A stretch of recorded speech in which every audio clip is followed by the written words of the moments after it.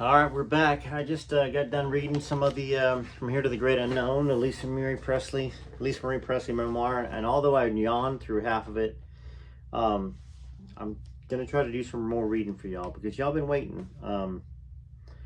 Where we left off in this book was the "Are You Lonesome Tonight" chapter, and we were talking about whether or not the idea to record "Are You Lonesome Tonight" came from June Wanico, because we've all heard that Colonel Parker's the one that suggested it, and then of course "Are You Lonesome Tonight," the book that Derry Matera wrote, and Lucy, about their story, Lucy's story and Elvis's story. All right, so we ended at page 68, I believe. All right. When we got back to the hotel, Elvis picked me up and carried me into the room. He laid me across the bed. Actually, before I start reading this, thank you for being a subscriber. Thank you for reading with me. Thank you for watching all the videos. I did give a shout out to Andrew. I know Andrew sent me $50 in PayPal, maybe to buy some books. I don't know Andrew who. It might have been the gentleman that's been emailing me. But I did want to just give a shout out and thank y'all. Okay, and thanks for being patient. We will get through these books. I hear you. So here we go. All right, so when we got back to the hotel from, I think, getting the car and driving around town, Elvis picked me up and carried me to the room. He laid me across the bed and went up to shower. He came out of the bathroom naked from the waist up. He had put his pants back on, of course. I guess he was a little shy, and I was glad. He sat on the side of the bed and telephoned his mother again, this time to tell her about the car. I picked up my overnight case and went to the bathroom. When I opened it, I discovered that I had no toothbrush and no makeup, so I picked up Elvis's wet toothbrush and started scrubbing my teeth real fast. I was always humming a tune to go along with the rhythm of the toothbrush. In the back of my mind, I was wondering, had Marie just forgotten my toothbrush and makeup, or was it an attempted sabotage? I think it was on purpose. That's me. Because isn't Marie the same one that told Elvis that June was engaged? All right. I decided it was a genuine mistake. She was my friend. She wouldn't do that to me. She was probably just in a hurry to get to Elvis's house, and she forgot about everything else. I'd received several pairs of baby doll PJs for graduation, and was glad I'd packed them for our trip to Memphis. I did a quick inventory and found everything else was neatly packaged. Halfway through my shower, I started feeling a little nauseous. I mean, let's face it, there I was, 18 years old, and getting ready to go out and let Elvis Presley see me in next to nothing baby doll PJs. What the heck are baby doll PJs? Isn't that what Priscilla was wearing when Curry Grant took pictures of her? Baby doll PJs? Next to nothing. I need to Google this whole wearing next to nothing. Because I don't picture it. If she got them for graduation. All right. Let Elvis Presley see me in my next to nothing baby doll PJs. I remember backing away from the vanity mirror as far as I could and standing on my tiptoes, trying to get a full view of myself. I took a deep breath and walked out of the bathroom. Elvis was sitting in bed with the covers pulled up to his waist. I couldn't help but notice his black pants folded neatly, hanging over the back of a chair. He put down the room service menu and looked at me. I was frozen in my tracks, still standing by the bathroom door. Thank you, he said over the phone, and without taking his eyes off me, he placed the receiver back on the cradle. Come over here by me, baby. I'm not going to bite you. I walked over to his side of the bed and sat down. Before you get in, June, get my watch on the dresser, would you? I got up and walked across the room. He started to whistle. I don't care what time it is, June. I just want to watch you walk. Did I ever tell you that I was strictly a behind and leg man, is what he said? He said, laughing, so I ran to the bed and jumped on top of him. We wrestled with him still under the covers until we were both out of breath. My nervousness was gone. I got under the covers with him and we cuddled so close like we were one. We both fell asleep on the same pillow. We fit together like spoons. My pillow wasn't being used, so I put it between my legs, which was a habit I picked up as a child to keep my bony knees apart. Me too, June. That's how I sleep. Pillow between my legs. Um, if not, my back hurts. I sleep on my side a lot, you know. Um, Early the next morning, the phone started to ring. Elvis came out of the bathroom already dressed and answered his wake-up call. He said his usual, thank you very much, and hung up. We did have two pillows on this bed, didn't we? We both slept on the same pillow all night long. Whatever happened to the other pillow, he asked, confused. I have it between my legs, I answered. Lucky pillow, he said with a silly grin. Well, I ran to the bathroom, unzipped his black leather shaving kit, and borrowed his toothbrush again. When I finished getting dressed, I gave myself one last glance in the mirror. Without makeup, I looked like a sixth grader, but there wasn't a thing I could do. Thanks for the use of your toothbrush, I said. My toothbrush. Didn't you bring your own? I didn't pack, remember? Oh, that's right. Marie packed for you. What else did she forget? Just my makeup. You don't need all the junk in your face anyways. You're beautiful just the way you are. He stroked my face with his back of his fingers. My beautiful little satin. That's the same thing your mother called me right before we left. What does that mean anyways? She used to sing it to me when I was little. You remember the song, Mammy's Little Baby Loves Shortening Bread? Well, she used to sing Mammy's Little Baby has satin and skin, you know, June, skin soft as satin. Soft as satin. Elvis was in the bathroom when I heard a knock on the door. I opened the door to find a waiter standing behind a huge cart of food. He rolled the cart, stacked high with stainless steel, covered dishes into the room. How many will be dining? He asked politely. Just two, thank you, I replied. He began setting the table, complete with tablecloth and candles. With all that food, I assumed he was making several deliveries, but he unloaded everything on the cart and placed it on the table. He said, enjoy, and left. Elvis came out of the bathroom and we started uncovering dishes. When did you order all this food? There's enough to feed an army. Last night, when you were in the shower, I just want to make sure you got what you like, so I ordered lots of everything. Actually, June, it was an accident. I picked up the phone while I was reading the room service menu out loud, and a voice came on the phone and asked, will there be anything else, sir? And I said, I don't know. What have I ordered so far? He read the menu back to me, and I said, no, I think that'll do just fine.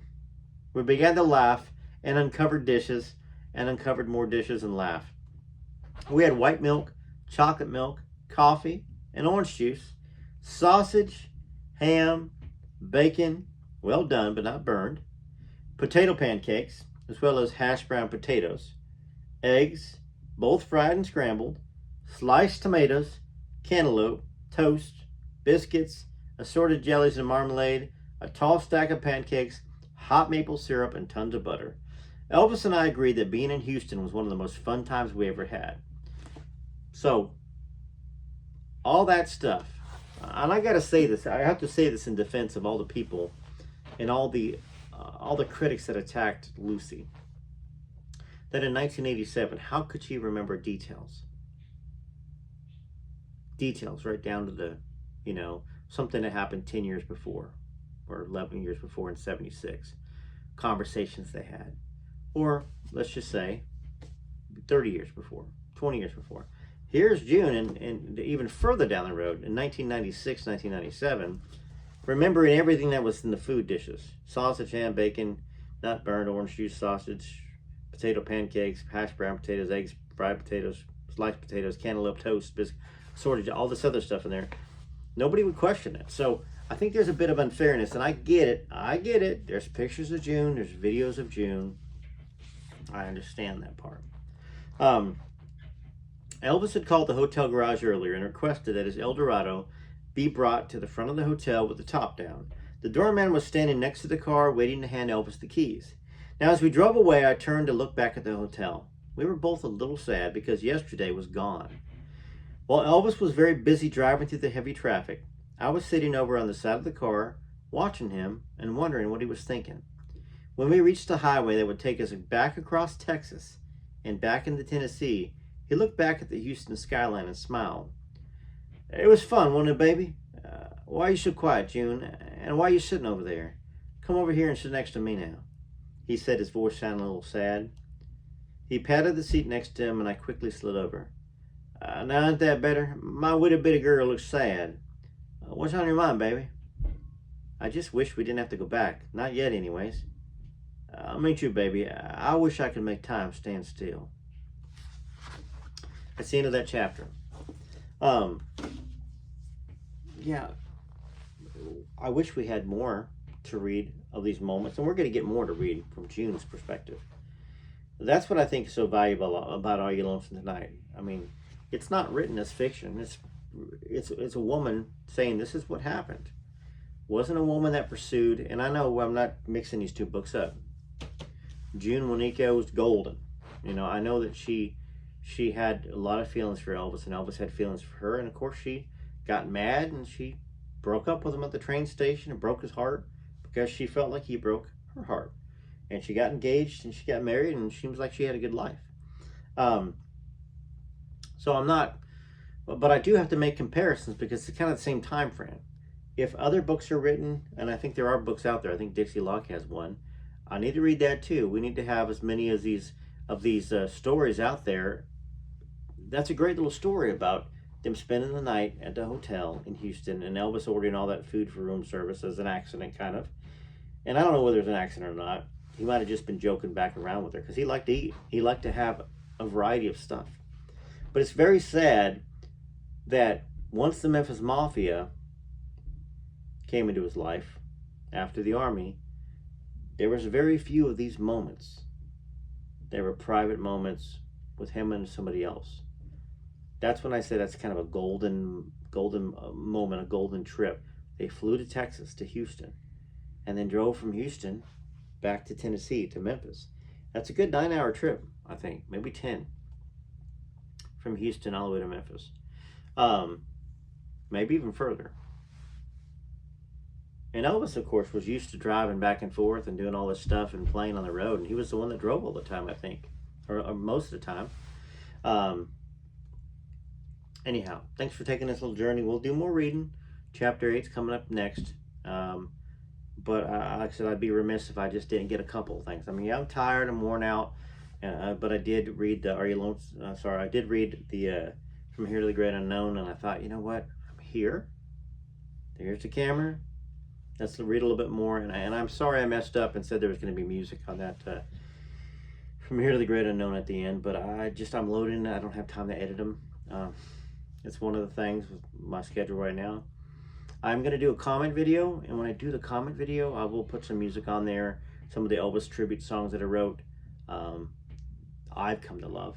You know, I love singing about Elvis, writing Elvis songs. I love writing songs that other people sing about Elvis. You know, it's a, you know, as much as I love the records my wife and I have cut, or all the records I cut before my wife, which they're out there. If you just type in Joe Sins, Joesins, and type in Reverb Nation, there's songs on there. If you want to take a trip down me as a country music artist, and of course, yeah. Anyways, I'm tired. I'm rambling. TCB, TLC. Hope you have a good day, good afternoon, good morning, good evening, whenever you watch this. Try to stay out of the drama. I see there's a lot of drama in the Elvis world again. I'm not going to comment on it. I do have agreement that, yeah, I'm just not going to comment on it. I think that the Elvis world loves drama because it drives views. Sometimes I don't think the drama is deserved. I think sometimes the drama is created. But I think most of it's unnecessary. You know, like back when we were talking about Desiree and DNA and all that other stuff. I mean, it became a bit drama-filled. And yeah, anyhow, I try to stay drama-free. I mean, doesn't mean I'm perfect, doesn't mean I'm better than anybody else. It certainly doesn't. But keep supporting who you support, right? You know what I'm saying? And keep loving Elvis. That's what's important, is that we love Elvis, that we defend his legacy, his memory. that we point out the good things, that we recognize the flaws in the human that he was. Because when you recognize flaws, you can learn from it and you can do better yourself. All right, TCB TLC, hope you're taking care of yourselves. Bye now.